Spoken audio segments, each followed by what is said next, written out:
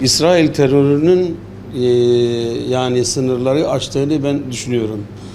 Yerde yatan o kadın, masum kadına yapılan saldırı tüm İslam aleminin ve tüm bizim eşlerimizin, annelerimizin o durumda onu ben görüyorum. Yani o bütün dünyanın gözleri önünde bu vahşetin işlenişi ve dünyada hiçbir sesin çıkmayışı, yani bu bir insanlık ayıbıdır.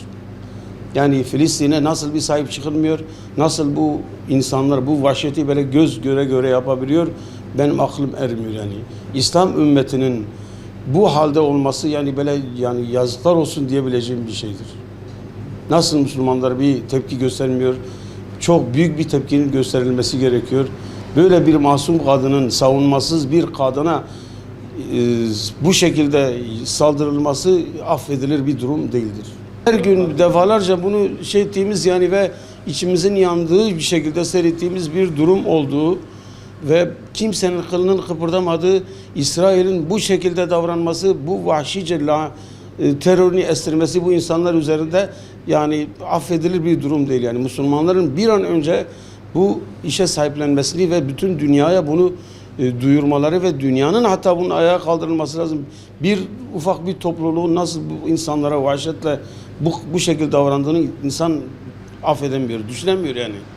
Bu İsrail'in yaptığı fiiller, terör çetesi, bu İsrail gerçekten Müslümanların sessizliğinden, ümmetin sessizliğinden faydalanarak çocuk, yaşlı, kadın demeden yani Filistin'deki Müslüman kardeşlerimizi şehit ediyor.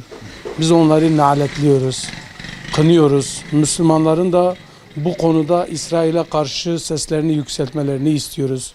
Çünkü bu ümmet sorunudur, bütün kardeşlerimizin sorunudur. Aynı zamanda bütün dünyanın sorunudur Filistin sorunu. Biz buna karşı içimiz çok acıyor, çok üzülüyoruz. Sessizliğimizden faydalanan bu İsrail'e karşı bütün ümmeti bir çağrıyla çağırıyorum ben. Burada sesleniyorum. Herkes İsrail'e karşı bir tepkisini koysun ve onu lanetlesin. Bu Siyonist bir çetedir. Tarihten beri böyledir. Hepimiz de biliyoruz. Bütün dünya biliyor. Bütün dünyanın gözü önünde bu şekilde zulümlerine devam ediyor. Allah'ın laneti üzerine olsun. Aslında bu görüntüler sadece o beyana yapılmamış. Bu görüntüler bütün Müslüman ümmete yapılmış. Yani bunlar sessiz kalmamızın sebebi budur zaten. Eğer biz Müslüman olarak sessiz kalmasaydık, İsrail buna cesaret edemezdi zaten. İsrail'in cesaret ettiği sebep bizim Müslümanların sessizliğindendir yani. Buna karşılık Müslümanların birlik olması lazım. Müslümanların birlik olduğu zaman zaten İsrail kendi kendine duracak yani geri adım atacak. Bugün yani bu görüntüleri gördüğümüz zaman hakikaten insan yani utanıyor, ailesine bakmaktan utanıyor yani.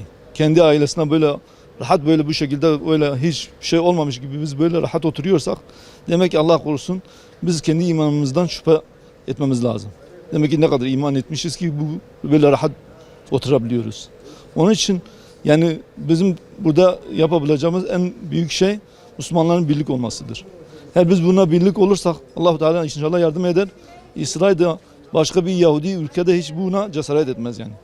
Buna cesaret ettikleri sebep tek şey Müslümanın dağınıklığındandır yani. Başka da bir şey değil yani.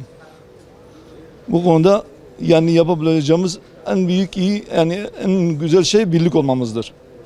Başka Müslümanların birlik olmaktan başka bir çaresi yoktur yani. Buna bütün Müslümanların duyarlı olmaları lazım. Yetkili kişilere özellikle sesleniyoruz. Yetkililer buna sessiz kalmamaları lazım.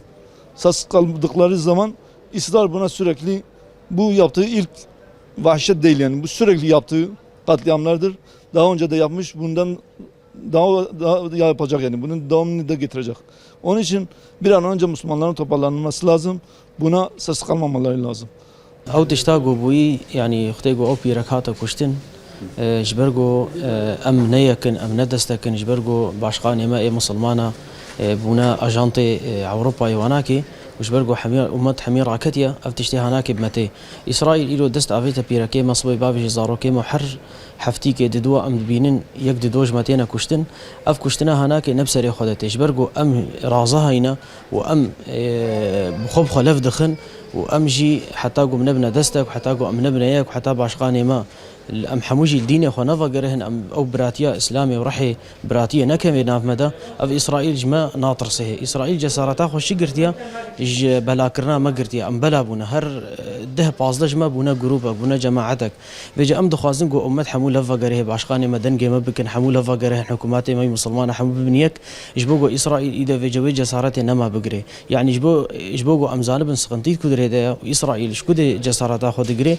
جفي نيكبونا ما دقري فيجا ان شاء الله اختيقوا ام ببنياك اسرائيل جينا كاريت شكيب كي ذاتا او نقل لكن يعني 4 مليون انسان ندوردنا ايما ما شاء الله مسلمان ام مليار كونيف مليون انسان هنا سر وجهي عرضي فيجا اختيقوا اجماع يعني ام بيجن صد مليون ببنيك إسرائيل إن شاء الله نامينه ودي سجم دنجي خدشين نج أمتي حموكيرا جرك أم ببن برا جرك أم لفورن جرك تشتاق الفلسطيني شيد بي أم بيجن أف دردمة أو بيرك مثلا ناموسة ما أو بيرك خوها ما أو بيرك ديا ما جرك جبوا هناك شيء بدستمه فوري جرك أم بكن